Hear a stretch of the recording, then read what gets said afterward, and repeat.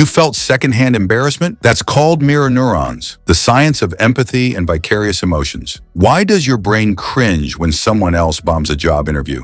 Ever watch someone trip over absolutely nothing in public and somehow you felt your soul leave your body too? Or maybe you heard a karaoke performance so off-key you started sweating like you were on stage? That's not you being overly sensitive. That's your brain being weirdly overachieving. Welcome to the world of mirror neurons, those microscopic little empathy machines in your head that make you feel things you didn't even do. It's the science behind secondhand embarrassment, emotional contagion, and why watching reality TV is basically a sport for your frontal lobe. Chapter 1. Meet the mirror neurons, your brain's emotional copycats.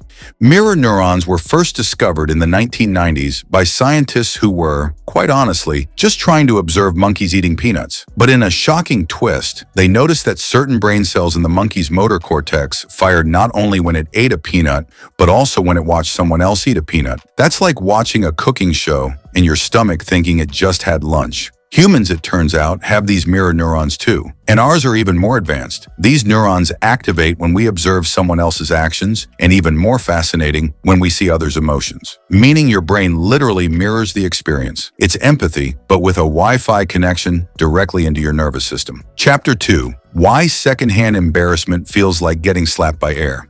Okay, so let's talk about the cringe. Why do you physically writhe in discomfort when you see someone bomb a speech or miss a high five in front of their crush? That intense feeling of, no, make it stop, is your mirror neurons firing up and saying, hey buddy, we're all in this dumpster fire together. Your brain can't fully separate your experience from what you're witnessing. That's why watching awkward moments on TV feels like riding a roller coaster made of wet spaghetti. Secondhand embarrassment is essentially your empathy system being a little too eager, kind of like a theater kid who insists on feeling all the feelings all the time. Chapter 3. Emotional Wi-Fi, how we catch feelings, literally. Mirror neurons don't just mimic embarrassment, they also help you catch emotions from people around you. You've probably experienced this.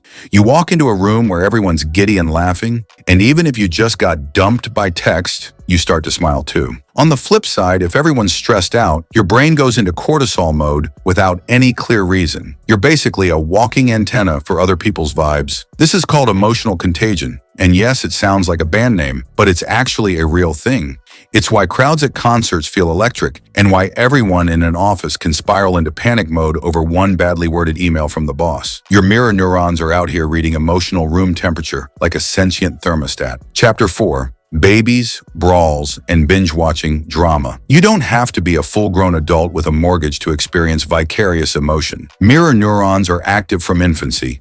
Babies imitate facial expressions, cry when other babies cry, and laugh at things they don't understand, just like some adults during tax season. And yes, mirror neurons can explain why people cry during Pixar movies, scream at horror flicks, or binge entire seasons of drama-filled reality TV while shouting, "Girl, no," at the screen. Your brain is emotionally investing in strangers like it's playing the stock market, with absolutely no returns. Even more wild, in sports, fans' motor cortices light up as if they're playing the game themselves, which explains why your uncle throws his back out yelling at football. His brain literally thinks he's the quarterback. Chapter 5. Mirror neurons equals the bedrock of empathy. Here's where things get beautifully human. Mirror neurons help us understand others, not just logically, but emotionally. They're what let us feel compassion, remorse, or even just get why someone's upset. Even if they're not saying it, it's this neural mirroring that allows us to build meaningful connections. Without mirror neurons, people would just be confused meat puppets reacting to stuff with no sense of shared feeling. You wouldn't cry at your friend's heartbreak or feel joy watching a child succeed. Society would be like group chat with all the empathy turned off. Some scientists even believe mirror neurons play a critical role in the evolution of morality, cooperation, and culture. Without them, we'd probably still be throwing sticks at each other and calling it Tuesday. Chapter 6. When the system glitches, empathy burnout, and social media overload. Okay, but here's the dark side of having empathy on tap. Mirror neurons don't have an off switch, which means constant exposure to suffering, drama, or high-stress emotions, like what we get from the internet 24/7, can lead to emotional exhaustion, aka empathy burnout. You can only watch so many sad videos, angry rants, or guilt-trippy donation ads before your brain starts short-circuiting like a toaster in a bathtub. Your mirror neurons are overwhelmed, and suddenly you're numb. Not because you don't care, but because your nervous system is begging for a nap. The internet has supercharged our exposure to emotional content, but our brains are still built for sitting around a fire with 12 other people, not doom scrolling through 7 billion humans' feelings before breakfast. Chapter 7. Wait, what about psychopaths? Ah yes, the what about people who don't feel secondhand embarrassment or guilt moment. Some research shows that individuals with psychopathic traits have mirror neurons that function differently or less actively. That doesn't mean they don't understand emotion, it means they don't automatically feel it. Their mirror system doesn't light up like yours does when someone's crying or struggling. It's like they're watching a movie and reviewing the lighting, not the plot. But here's the twist. Empathy isn't just about mirror neurons. It's a combo of biology, environment, upbringing, and sometimes just choosing to care. So if someone has the emotional range of a brick, don't just blame their neurons, blame their vibe too. Chapter 8. Empathy in Action. Mirror neurons and social good. Despite their quirks, mirror neurons are what help us build a society. They're why we donate to people we've never met,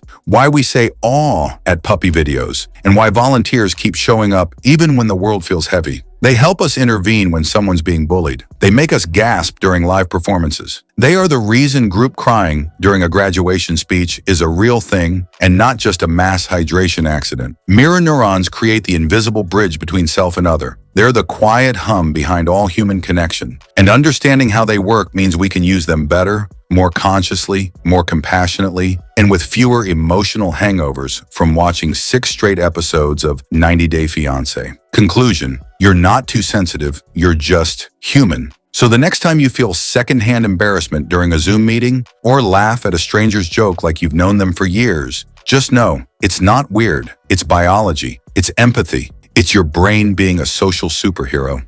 Mirror neurons remind us that we're wired for connection, even if sometimes that connection involves cringing so hard you pull a hamstring.